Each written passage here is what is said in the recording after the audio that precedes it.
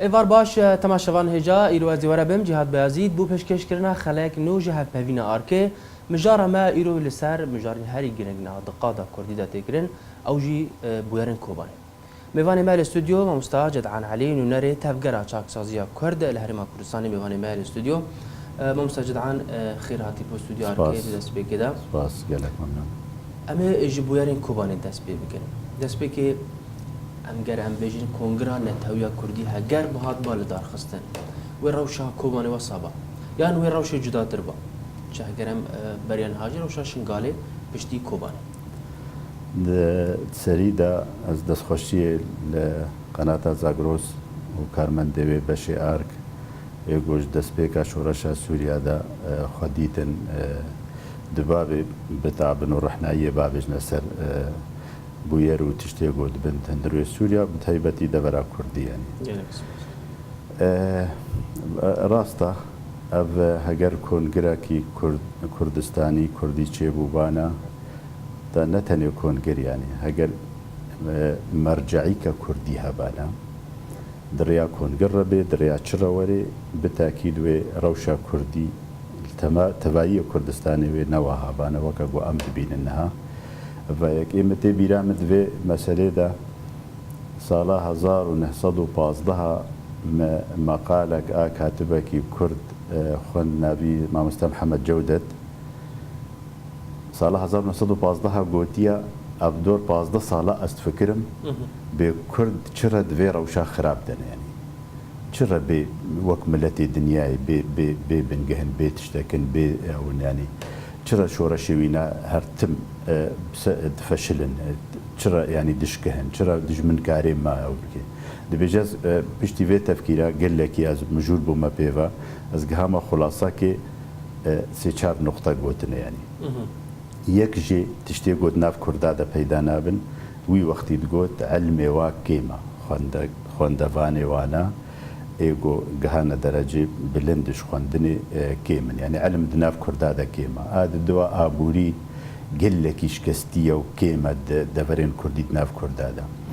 اسيا عقليه عشائري ازيتي دناف كردا دا او پروردا روشنبيري اي بيشكتي اي متنور وكا ادبيجي دناف كردا دا تنيا ودجمن قلكي كاري دستورديد نافوادا بكي ريكاريا وناج دجمرة واخلاصا و دلباقجيا واج دجمرة بقلكي توجترا وباشترج اقود ناف خدا بكن اش كردار يعني قلكي ولو دجمن كاري نافوادا بليزاونا بكي جا اما ام نهاد 2014 هادنا بشتي كومك شورشي كردي چيبون لهمو پارچه کردستانی پشتی شورشا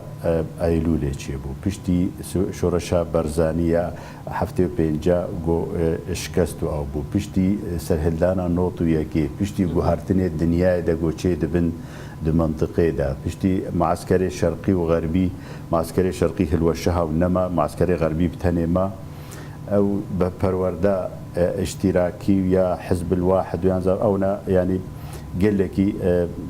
باندورا خوار لسر كردا وبروردا كردا هبو دريا ماركسيتي ودريا اويرا انها ام 2014 هذانا بن جافيك رحنايكا كردستانيه تشيبويا هرما كردستاني ببريارك دولي بجور دستور عراقي او يعني پیدابونك جيره تشيبويا وكهبونك دستوري جيرا هيد دنا فيدراليا عراقي دا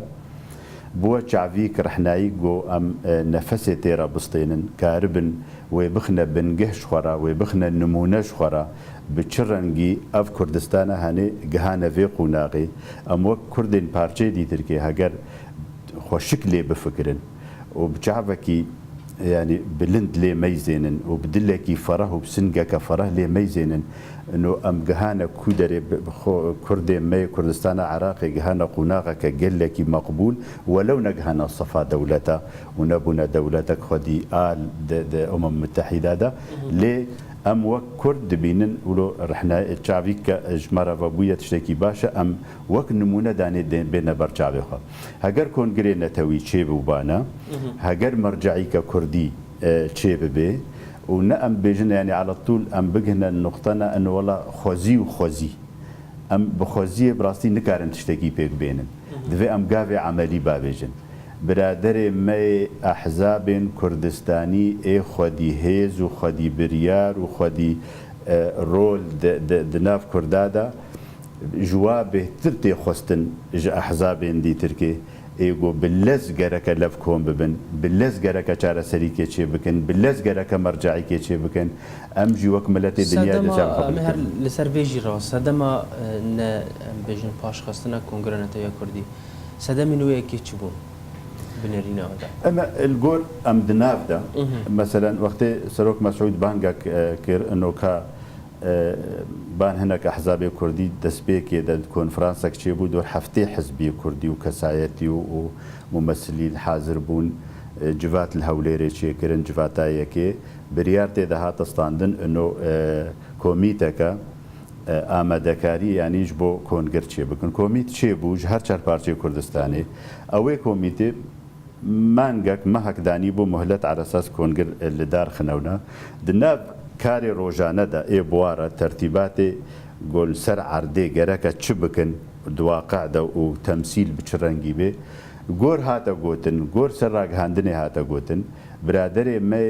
پەکەکێ وی وەختی ئێمەیلداری پەکەکێ ئەحزابێن ئێمە پەیەدێ مەسەلەن لە هەندروێ سووریا دخواستن دەستپێکێدا ئەنۆ ئەف کۆنگر سەرۆکاتی کە هەوبەشی هەبێ ینی برا نەب سەرۆکاتیە شخصێکی تەنێ بێئان ئەو بیانی ورۆ دیار بوو بەرچاو بوو مام جەلال نەخۆش بوو لە ئەڵمانیا تەندروستیاوی ناتەمام بوو لە مستەشفێ دەبوو بەڕێز ئاپۆ حەبسێ دەبوو حەبسە زاڵمێ ترکادەیە سەرۆک مەسعود مابوو ئەوە هەردووە مەکتوب ژێرەشیاند بوون هەردوو بەڕێزان مەکتوب ژێرەشیاند بوو نو ئەم بتەرەنە تو کۆنگرێکی نەتەوی لە دارخیانی شغلی ڕۆژانەدا و کۆمیتە ئامادەکار تشتێ گوت بوارە دەرکەتن داوا حسەتا دکردن نۆگەرەکە زێدەی نیڤێ کۆنگر ji biraderê me PKK ya pede ana bu vece ev işkalatê wilo Kukiyan konger neçûserî bi ser neket hat baş xistin baş ev jî bandora wê li ser şingal jî hat kirin û heta li ser Koban jî niha midbînin ku li Koban jî em werin mijara xwe ya serekî mamosta Cedan we ji bo Kobanê çêkiriye Kobanê wekî em داوی ترین نوچه دیویژن جاردی داعش نهال کوبانی پیش کتیا و نزیکی هم بیژن تاخیر نیوی باجی کنترل دکه واجبو کوبانی چکریه جه عالیه مروی جه عالیه لشکر اما وقت افگرا چاکسازیا کردی لسوریا دناف انجمانا کردی دا ام وقت انجمان تم لباطی دکن نوکا احزاب تک تک یعنی او دکنه انجمانا کردی دەستپێکێدا بەری تیرۆلێ داعش بگهنە دەڤەرێن کوردی بانگ بەردەوام باندکێ برادەرێ مە پەیەدێ ئێ شریکێ مە و برایە مە کوردی سووریادا ئێگۆ ئەمە خۆست دەستپێکە ڕەوشە سووری گۆ لاواز بوو ئانجی شۆڕەشێ دەست پێ کرد ji بۆ ئەم یەکیتیکە کوردی چێ بکەن ئەم بە هەڤڕەکارە بن گوهارتنێ نو و تشتێ گۆوەرنە گوهارتن di سووریادا ئەم جهێ خۆ ببینن تێدا گەرەکە ئەم یەکڕێزیە خوا چێ بکەن حازر بکەن ji بۆ ئەم خۆش گوهارتنێ گۆتێن و خەتەرێ مەزن سەر منطقێدا وڵاتێ مەدەتێن ئەم ژێرە ئامادە بن و حازر بنێ لێ برادرێ مە پەیەدێ باش گاv ئاوێتن بتەکای بتەنایی ڕێڤەبەری و کانتۆن ئەعلان کردن و ئەو کردن ینی ئەم قوناغات هالیدا کەتنە ئالۆزیکە گەلێکی تەنگدا ئەنو ئەم نەماکارن بە هەڤرە تکارا بکەن ینی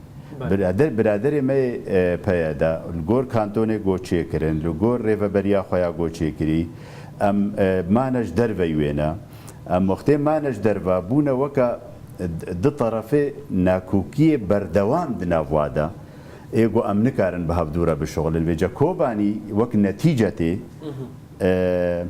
ارهابيه داعش انجي تيرول ام بيجن داعشي جو جهانا كوباني بري ويناشن قالوا انا وقت جهانا كوباني طنقاي قال لك يجيبوا ملته ما مجبور بو كسكي جو كاربي بحمينه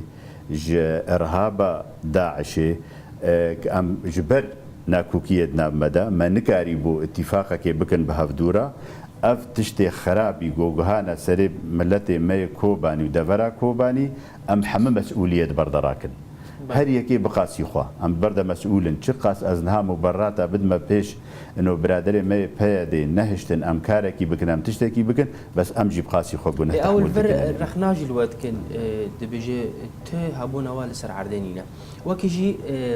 بارتين انجماني ما بستما وكين ها جهات خويا كرن لكوباني يبهز نها لسر عرض شردكه يفجن ها شردكه او يهبونا خوا داي خويا كرن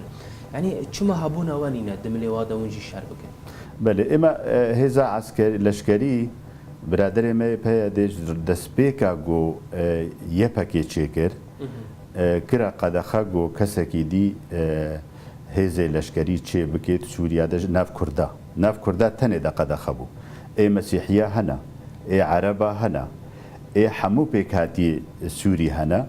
جغيري اي ما وك كرد وك انجمانا كردي لسر ما كرا قدخه تشي نابي كسكي كرد راجي تفنجي الا دبن سها يبكيدا الا دبن الا يبكيدا ودبن برجوانديه وينا دا ايغو تشتي تخوازي يعني دبي ام هيزا لشكري الجمع احزاب كردي تنبو بس انجمانا خوجهي اكوباني د دسبيكا بويريدا برياركستان خوجهي قوتن امي هيزا كلشكري تشي بكن وامجي برافانيه دبر ولاتي خو ملتي خدا بكن وكا ارككي لسر ملي خو ام دبينن خداني في جي في ولات يعني لا ليكيدن انجمان جيفيا لقامشلو برياردا كو بشجريا في برياري بكا يا انجمان خوجهي جبو شاندنا ام بجن لشکران بو بجریا کوبانه اف مسئله گیا کی داره تشتک وساته کرن گو ام بجن لشکر آماده کرن یعنی پیدا کرنا چکان جبو شروانه نه يكونوا حال کوبانه برخدانه دیگه بله گوهرتنه باللزل سر عرده و تيرول داعش باللزكه زور يعني نزيكي دبري بونو جند روج بروج جند حمو خصنا دور بيش كن خصنا بندستي خدا وانها جيت كوباني دا ايرو سي روجا درباسي جعدي وكولاني كوباني بونا وشر وقت بيجي مباشر وجه لوجه وجه هافدنا برادري ما يبكي تاني دهندرو دنا شردكن هيزي خوتني قبول نبو جو حوالي ما براي ما بيكاتيه دي تركي قول تحيلا وانا شربكن جبر قوتن وقت نمايا ووقت طنقة وامج خوبيفا كسي قبولناكن تفيولو ايما ادبينم خلكي مي كوباني ايجواهاتي راهشنا تفنقا وحاضر بون راهشنا سلاحي خوشكي خوا تشدريا انجماني ربي تشدريا كساتير بي تشدريا عشائر ربي هر يكي ديتن واجبي خوا غيركا برفانيه دبر خدا بكن لبرادر مي يبكي لغور تكتيكي خوي عسكري قوتن تشينابي كست كوبان نها يعني بشتي جوهرتني سر عرضي تشيبون قوتن ام حرب الشوارع كس نكارج ما بيفا بكي اف كسي دي تركي حتى هفالي وانجي خبرتا وانا كيم حتى هفالي يبكيجي اي خدي خبرتا كيم روجي نزيك تفي وابونا دبيجن در خصناش درفل غور اغان راغاندني جو ام بي اغادار دبن برادر ما هشتنا ايغو قلكي وك بوسبورت دفي شر هنيدا دفي شر رنگ شر دا يعني او تنه هشتنا دهندرودا گوهرتني باللزو روجانا وزو گو چيبول سر عرده هشتن گو ام بمنا بنچار ام بمنا وك متفرجين عليه يعني ما جبر اف مثلا هني ام دبينن ليست كدوليه بروجا قلكي مزنا سر مستوى دولة أمريكان وأوروبي أو أفتح حالفان نوتشي بوي تشل دولة كتنا ناف دوج غيري هيزين دنو أونا ودولتين أقليمية نافدنا إذا نجمب قلكي مصطرة أم وك كسين كرد وك أحزابين كردي نا بريار دستي مدايا و نه پروژه دسته مدیا ام نزانن بکا چند سالا و دریش که و چخاسی تاثیر خو باندورا خال سر منطقه هبه درباره کوبانی آلیکاریا مروی وک پارتین انجمنی وک تاویگرا چاکسازی جبو وان پنابران و چکیه لی بریم بحثی بکن نوبرکی امی بیتن جاردی امی وگر بله تماشاوان هجا نوبرک جارک دیام برگر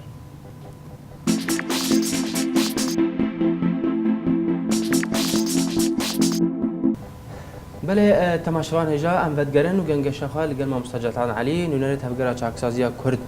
لهرم کردستان درباره بویرین کوبانی بردوام بکن ما مستجدان بحثا بريان بچ ناوبره بحث آلیکارین یه انجمنی بتایبت ونجی دنامتا جهد گرنج بو پنابرین کوبانه واش بو وکی چکیلیه سردان و کریه لآلی ترکیه بله انجمن کردی بکاتی خوا بحزاب خوا حموا هناك سركرتا تيجي وهوالي مال كوباني ايغو با جهانا بونا بنابر جهانا تركيا لسروج هريكي جاليه خبا چدريا تندرستي ربي چدريا اريكاريا ابوري ربي چدريا كلوبلي بيتوي روجانه بن هريكي دريا منظمات او دريا كسيغو ناس دكن ضغطي دكن او دبن بقاسي خو هريكي بقاسي خو آریکاری دگهنن و خدمت دکن و تدبیر دکن و گهدار هفدونا تشتی جواته یعنی اما وقت انجمن اجتماعی کردی ت بنجه می عبوری تشتک بندست مدبی مخازن مهبن هرن بدنا ملت خوال حمد فريق وكوچبر دبن ومحتاج نقرك آریکاری بارا بكن ولا جمتنا جي دريا بيوندي خو علاقات خو بمنظمات او دولات او خلكيره ضغط كن جو بلي دبي ودبي تشتيغو جوات يبقاسي خو تشتيغو جوات يبقاسي بيوندي و بدفر او بخلكي بدولات بمنظمات دهيلنجو وبانجو واحتجاج الاوروبا والدرا والحمدرا دنك دقهين انه ملتي ما بيستياوي بتيفي روجانه هنا جبرجو روشك لواز وقال لك خراب رادار باست بين نزيكي دوصاد مال باطن دفرا كوباني درباسي دير كيبونا لا لي عندي ور درباسي بنا اقاداري روشوانا نهار لكمبا نوروز وبانا قصري اسبوع منشتاجي دبن انجمن اجتماعي كردي اقادار روشواج بوان وشكريا للرجاء كردستان او اما وديسا وك انجمان وك احزاب انجماني ام دبينن ابناء اهل منا ملتي منا طنقاي كعجيب را درباس دبن محتاج حمد شتينا تشتيج هوالي ماتيل ويدري جوارا بيشكش دكن وددنا بيجوارا وقهداري وانا وزانن قوتش دبي بس كمبانو روز وك إدارة نا عايدة مايا عايدة برادري مايا بيدي ريبابريا دمكير ويدري بل اموارن لسر هلوستا تركيا دربار بيهرن كوباني وجاليوبا هلوستا تركيا چوات خوندن بتهيبتي نها كوباني دروشكي جلا زحمت درباز دبا تركيا وكي اگرم بشويكي دي بحثي بكن تنه گهداریا رودان کوبانی دکه یعنی راوسته تشتکیش بو کوبانی ناکه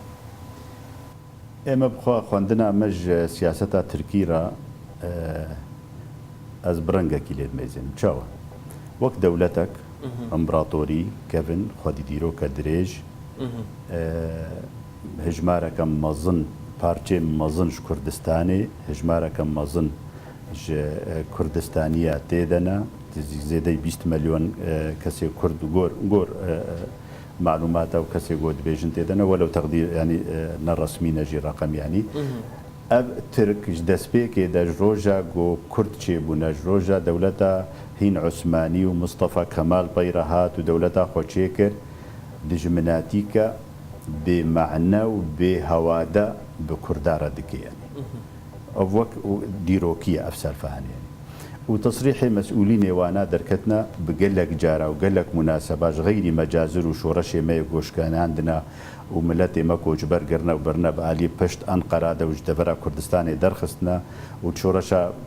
آبودا وقتي شي بوي بصديق قندا بهزار قندا ملت جيفالا كرنو خويران كرنو تشتخرا كرنو خلق كشتن وخصنا حبسادا ابنا ام جبيرنا كن بينا تصريحات وانا قلت انها قر كردستانك دا عهدي قالك مسؤولين وانا يعني كردستانك أن تشتكش كردارة قول سنغال شيء ببي الأضغال شيء ببي أم قبول ناكن أم بيشاوي ده بسكن مام جلال طالباني صالة حشتي برام الشامي ديد مزيدي جارك وك جوين بهبدورات ذكرن بوي جاميريرا وي سركردايتيرا دقوت دجمن يكم ايغو ناهي لكرد رحناية ببين ناف دولتين جهاني دا تركن ايغو ناهي لن رحناية ببين قضية كردي وملتي كرد رحناية وري سر دوستي ويتشي بن كردن ايغو بيشياوا تسكني وريل واقود دكي لغور هيزا خوا لغور علاقات خوا لغور هابونا خوا الحلف الأطلسي دا أو دوري خراب ليستن تجاه كرد دا ليه؟ بشتي أردوغان حكم استيلام كر حزب أردوغان كتس بوسر تشتن دالية كردا دا هاتنا جوهرتن هناك دالية زمان دا هناك دالية أبوري دا وضع كردا جندة كردستان تركيا باشتر بو روشاوا قلكي خوشتر بو تشجيع كرن خلكي خو بشينا مدرسة مكافآت دان جبو طلاب خو بشينا مدرساش بدلا جوهرنا بدرنا ديفا أو نابكن دناغوا وبرز آبودا قفتو جوتشي بو ولو تحبسي ديا و او بروجا اشتي يعني دانا بيش اجنها بس اما دقائق از بگهن ما كوبان يعني دائما بقور لقور نرينا ما تركيا الجور برجواندي خو لباطا خدكي الجور برجواندي خو دولت يعني باش يعني لا عليك يدن وكي قالك بالبرسنا امريكي راضيين دانو ساندن هاد دنابر و تركي ده هي دربار كوباني كنت هجريج بو كوباني بكن لتركي دربار في كده سي مرجان ده بيش او جي روخاندنا بشار الاسد يا دي ده افاكرنا دبرك ارام لدجي فريني يا سي ام جي بجد في بياده بكبه محوري ام بجن تورا اوبوزيسيون سوريدا درباره وکی گلو دباکو امریکا وان مرجان قبول بکه د پیش روزه دا کو ترکیه تفکر کیش بکوانه بکه لسر وکی تشد بجا ما مستا اما كاك جهاد اما ادبيجم ترك مقوته الجور برجواندي خو غابي خو تابيجي وبويرات خويني الجور مصالح خو رخنا كما هي بريغو سر موقف امريكي وابنا بيجي طبعا راغهاندني دم بهيستيا انه ترك ويت خوازن مش دبي مسؤوله كي ترك سروكي ترك سر وزير تركا من بهيستيا بل يعني هر راغهاندني دي يعني ما نغو يعني بيجم نراستا ولو نغوتيا بلكي ولو غوتيا جولو توشترج غوتيا بس مش دبي مباشر نبهيستيا نجبو انفينا اولو زلال بكن هبدورين ترك نرينا وخوندنا واد جوهرتني الشرق الاوسط تشيد بن والبوير او السوري شورشا سوري جدسبي كده خد بيني الاريكار باوبوزيسيونا سوري جدسبي كده جهه والجم خفكر مقرات والجموانا جفاتي وكونغري وحمل كل اسطنبول هنا رعاية ترك رعاية اوبوزيسيونا سوري ديكي آلواز وخراب ونقلكي بهدور التفخيف أفسال فكدية أمريكان هاد سركرداتيا في حلفي ديكي حلفي دولي هابونا جيشكي لسر عردي وكا نمونا كردستان عراقي وبيشمرقا وك العراقي بيشمرقا بونا جيشي السر عردي معتمد لشكري سر عردي معتمد جو تحالف اعتمادي ليتكي وقت دفر فالد بن وجدستي داعش دردخن وبرا واددن افجه واد جرند ويدري يعني جيشك يقولوا سوري جي لازمه بيونديه وبتركارا سر اساسي انه جيشك بيدا بكن دبن إدارة تحالفات دولية كاربكي ندبن تحالف ندبن إدارة تركيا كاربكي ترك نبي خوازن قالك دمي منا نما يا مسجد عن لذلك تركي تخوازا دفرك تامبون يعني دفرك آرام لدجيفرين أفابك ما بس تركي جوية كيتشيا تركي تخوازا تشبكة بابا كرنا في دفرك بله احتمالا مظن أب كوچبرين زيدي مليونكي سوري الجماعة شيبونا كردو وعرب ودري شيبونا دخوازي جميج دخوازي إنه أب كوچبر هندروي سوريا دبجي ببن بجهكي وري آرام كرن وري يعني فروكان سرنتشن أنجي منطقة حزر عن منطقة منع يعني سلاح وسلطة سوري سلطة بالسروي دري نبي عازلة منطقة عازلة جرد بيجن يعني أفا نختك إنه خجفا كوچبرا خلاص بكي أف باري جران سر مليوينا هذا الدواء طمايا خود شرق الاوسط ده هي وسوريا ده هي جو خودي رول بيد هندروي سوريا ده بله پیش روجا سوريا ده اساسيا ويا قال لك مهم قضيه كرديه قضيه كردي لتركيا تشتكي قال لك مزنه وبرجافا وكيشك مزنه نافلبي في حكومتها تركيا يعني كيش قضيه كردي سوريا دجي و فينا اجري و غرتر بكي اجري قضيه كردي لتركيا غرتر بكي هاجر نفسي بستينن هاجر ببنا خديما فكجها كيوا يعني حالي واتشي هر لسر كوباني ايريشن ناف دولتي ايريشن دولة هبيمان لسر كوباني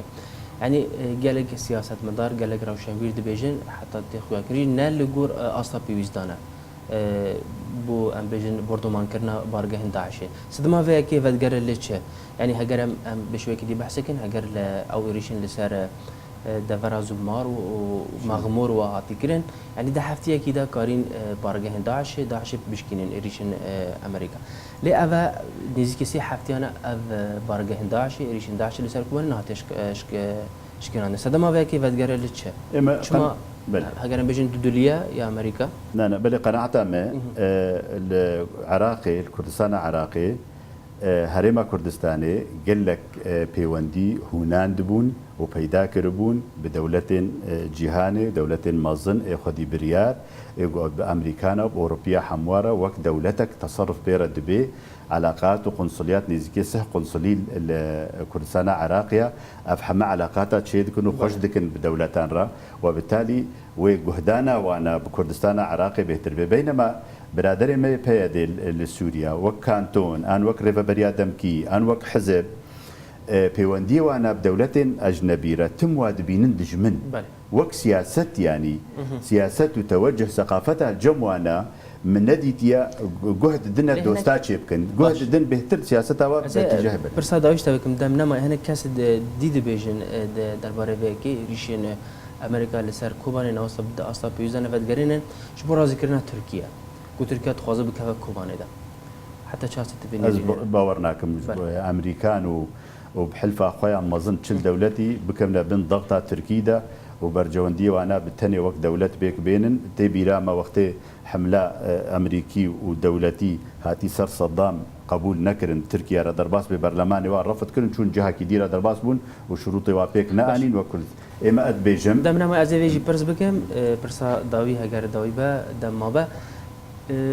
بري كوانه بكيوا دچا چجه الين سياسيين كردي تخواستن دبي دمدا قال لك بلز هزن سياسي دبي لفقرن قال لك بلز ايرو بري صبا نيفرو بري عصري دبي لفقرن دبي اتفاقي بكن دبي بريار سياسي هبه دبي بريار اجتماعي هبه دبي بريار هبه امزان بالكي دوستي ما كي دجمنه ما د طنقايه ولو دا ود قوماندنه ولو السرملته ما وقتها محمود هفربن قال لك وي خوشتربه جو ام هناك لهناك ميزن هناك تماشى بكن هناك تاني معلي بن ايدي تركيش درببن ام مجبور مصير مايكا ملتي مايكا خونا مايكا ديروكا مايكا بيشروجا مايكا دفي دستي ما دستي هفدا بي دفي ام الهفدو فقرن دفي قوتنا مايك بموقف مايك بين بلا جالك سباس بوجد عن علي ونريد هفقرا جاكسازيا كورد هر وها سياسه مداري كوجي تمربو جالك سباسيا باش ضربونت جالك سباس بلا تماشوان هجاب بكي ام جان داويا خرج خويا ايرو يا حفلين هاركي حتى روجا قديم هشاد بختوال باش